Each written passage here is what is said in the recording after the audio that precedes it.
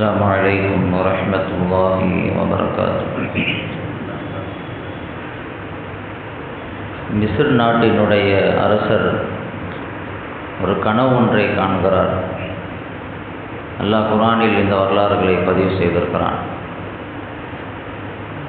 7 கொழுத்த மாடுகள், இந்த 7 கொழுத்த மாடுகளை 7 மெலிந்த மாடுகள் சாப்பிடுகிறது.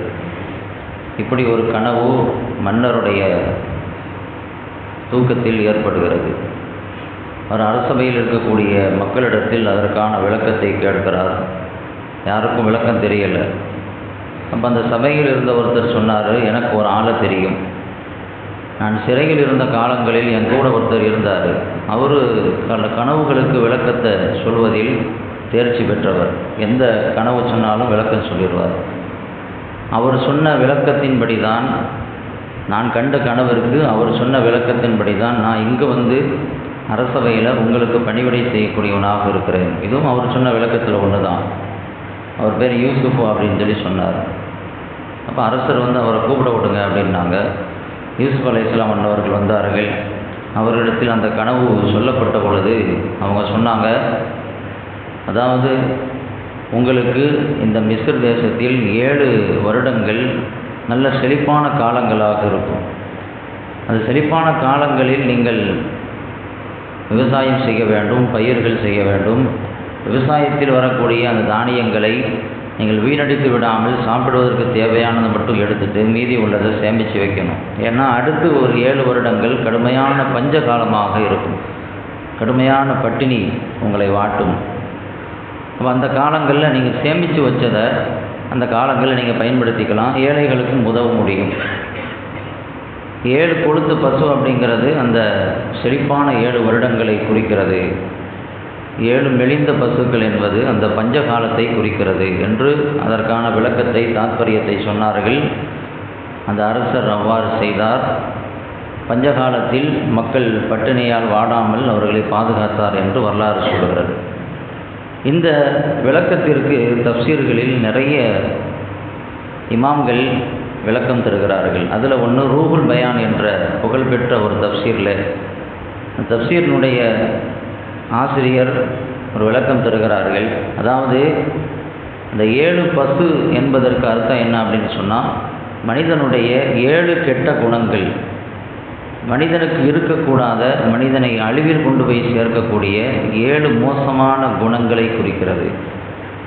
அதே போன்று அந்த 7 மெலிந்த பசுக்கள் என்பது மனிதனுக்கு இருக்க வேண்டிய 7 சிறப்பு குணங்களை குறிக்கிறது என்று அவர்கள் அதற்கு விளக்கத்தை தருகிறார்கள். பொதுவாக மனிதனுடைய செயல்பாடுகளை தீர்மானிக்கிற விஷயங்களாகத்தான் குணங்கள் இருக்கிறது. ஒரு மனிதனிடத்தில் எப்படி குணம் இருக்கிறதோ அப்படித்தான் செயல்பாடு வரும். நல்ல குணம் இருந்துச்சுன்னா நல்ல செயல்பாடுகள் இருக்கும். கெட்ட குணங்கள் இருந்து ஒருவருடைய செயல்பாடுகள் நல்லதாக இருக்காது. நல்ல குணங்கள் இருந்து ஒருவருடைய செயல்பாடுகள் கெட்டதாகவும் இருக்காது.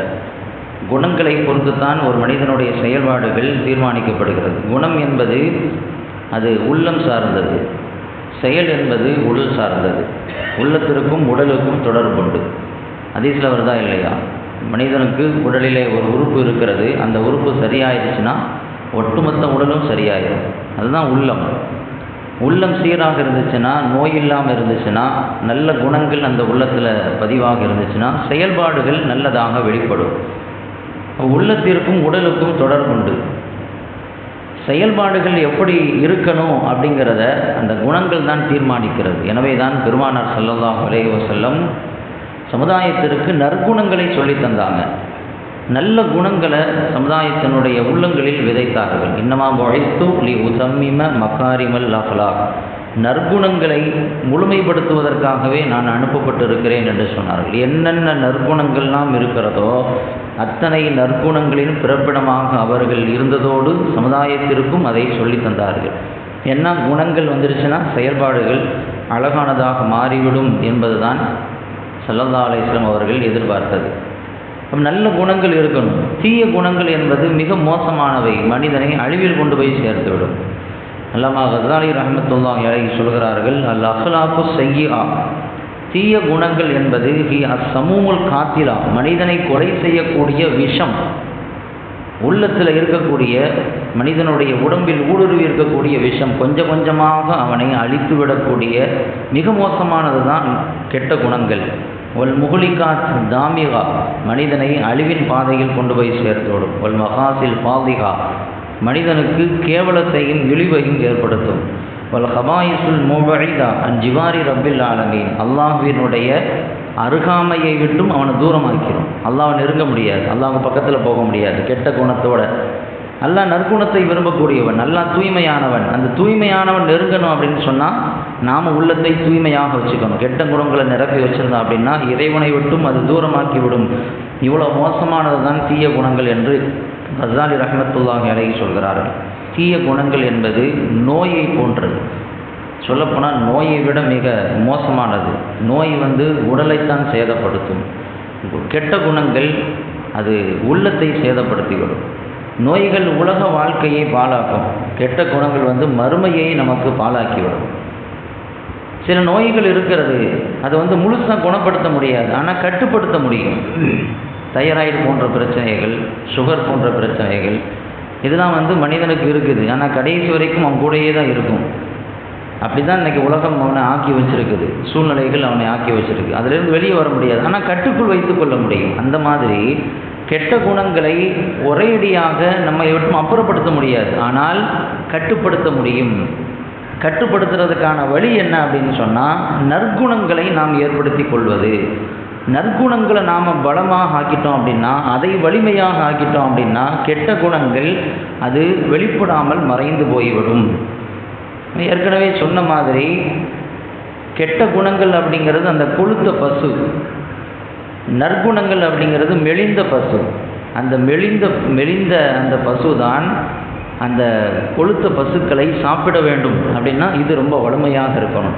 நற்குணங்கள் வலிமையாக இருக்கணும், கூடுதலாக இருக்கணும். கூடுதலாக இருந்துச்சு அப்படின்னு சொன்னால் கெட்ட குணங்கள் குறைஞ்சிரும், அழிஞ்சு போய்விடும்.